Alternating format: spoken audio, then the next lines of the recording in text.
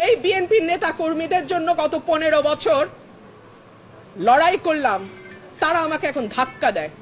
তো ঠিক আছে, ধাক্কার বদলে তো ধাক্কা আসবেই, তাই না? সেটাই হয়েছে। আমি অ্যাকচুয়ালি সত্যিটা বলতে গিয়ে আমাকে প্রায় মেরে ফেলার মতো একটা অ্যাটাক করা হয়েছে। আর যদি উনি না থাকতেন কিংবা আমার ভাই শুভ না থাকতেন, তাহলে হয়তো বা ওনারা আমাকে মেরে ফেলতেন, এরকম একটা অবস্থা হয়েছে। আপনারা তো সবকিছু দেখছেনই, অথচ আমার দোষ ছিলাম সত্যিটা বলতে গেছি। নির্বাচনের আগে একটা সীমানা নিয়ে যদি এইরকম আচরণ আমরা দেখি নিজের দলের মধ্যে, হু নোজ নির্বাচনে কি হবে।